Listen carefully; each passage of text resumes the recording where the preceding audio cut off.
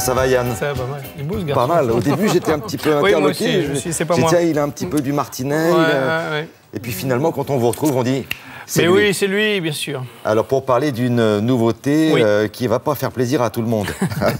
Ça dépend. Ça, si vous aimez taguer, si vous aimez... L'avenir est en pointillé. Avec la bombe et tout. Là, vous allez avoir du mal. Là. Oui, parce que là, sus aux dégradations. Bien sûr, sus aux dégradations. Vous savez que Paris débourse pas moins de 18 millions d'euros par an dans le nettoyage de ses façades. Paris, voilà. La RATP, je crois que c'est 480 millions d'euros par an pour essayer de retirer les tags et essayer de rendre tout ça bien propre. Alors, forcément, ça donne aussi pas mal d'argent à des sociétés qui réfléchissent à des solutions pour...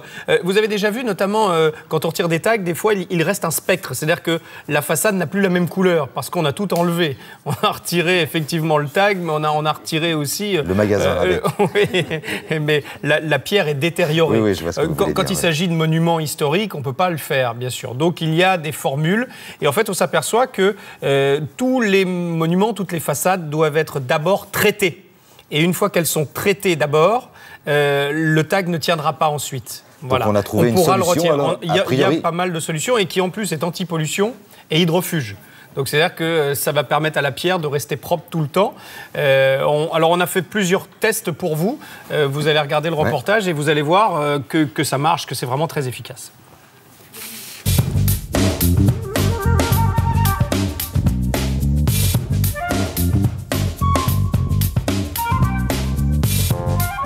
On développe et on fabrique une gamme complète de produits.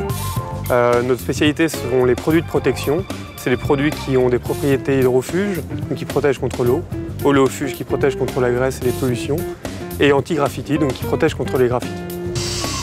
Ensuite, donc, vous appliquez le produit de manière très simple, soit à la brosse, soit au rouleau, soit par pulvérisation. Vous allez jusqu'à saturation. Au bout de 2 jours, on commence à avoir les propriétés hydrofuges. Au bout de 4 jours, on commence à avoir les propriétés oléofuges. Et ensuite, au bout de 7 jours, on a les propriétés maximum, et notamment anti-graffiti. Pour retirer les éventuels graffitis qui auraient été appliqués sur les surfaces déjà traitées, il suffit tout simplement d'utiliser de l'eau chaude à moyenne ou haute pression en fonction de la délicatesse du support. Et si jamais le solvant est extrêmement puissant, on peut utiliser des produits nettoyants anti-graffiti que nous avons dans notre gamme, qui vont faire partir le graffiti extrêmement rapidement. En fait, nos produits de protection vont empêcher l'encre des graffitis de pénétrer de manière profonde à l'intérieur des surfaces, qui rend donc leur enlèvement extrêmement facile. Nous savons que nos produits ont été appliqués sur la cathédrale Notre-Dame, sur le Pont Neuf, mais également à l'étranger, sur l'université de Moscou, sur le théâtre Loggia del Lionello en Italie. Nous sommes présents actuellement dans plus d'une quarantaine de pays et nous sommes certifiés monuments historiques dans de nombreux pays, ce qui nous aide à traiter de nombreux ouvrages. Notre département de recherche et développement nous a permis de mettre au point un produit spécialement pour le textile. Celui-ci permet de traiter aussi bien les cravates que les chaussures, mais aussi tout ce qui est moquette, tapis. Et nous sommes extrêmement présents dans tout ce qui est industrie du meuble, où nous distribuons ces produits. Mec, je me présente, je m'appelle Charles-Henri Dupré. J'habite à Neuilly dans un quartier mal paumé. Je suis fils unique dans un hôtel particulier. C'est la croix, la bannière pour me sustenter. Auteuil, Neuilly-Passy, tel est notre ghetto. Et mec, mon nom à moi, c'est Hubert Valéry, Patrick Stanislas, duc de Montmorency. Chacun son truc, non? Absolument. Ça me paraît quand même très efficace. Ah non, c'est super efficace. Alors, il y a également des produits qui existent pour ceux qui n'auraient pas traité avant leur surface, mais il vaut mieux l'avoir traité avant. Alors, c'est bien sûr des produits industriels. Il y a pour les industriels, pour, vous l'avez entendu, pour des monuments historiques, pour les protéger de toute agression, que ce soit, vous l'avez compris, des tags, mais simplement aussi de la pollution ou de l'eau. Mais vous avez aussi des solutions pour les particuliers.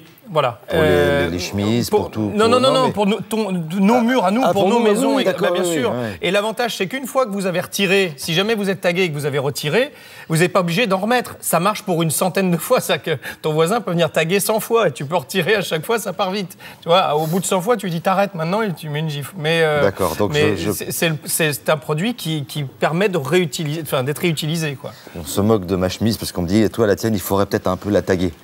Voilà, oui, on peut y mettre un peu des petites couleurs. Tiens, entre Isabelle Chalençon et... Oui, mais laisse dire. Mais c'est difficile parfois, tu sais. Oui, je sais, mais tu vas tenir le coup.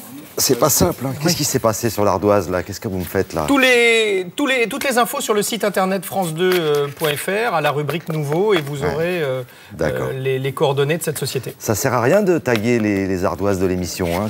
Là, ça marche pas. Hein. Il n'arrive même plus à l'effacer en plus. Tagué ou quoi, toi? Parce qu'il n'a pas le produit. C'est pas tagué? Il n'a pas le produit. T'arrives pas à détailler. Bon, merci beaucoup, Yann.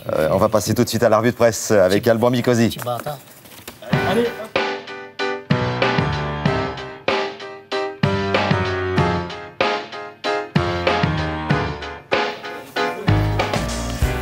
Bonjour Alban. Bonjour Thierry.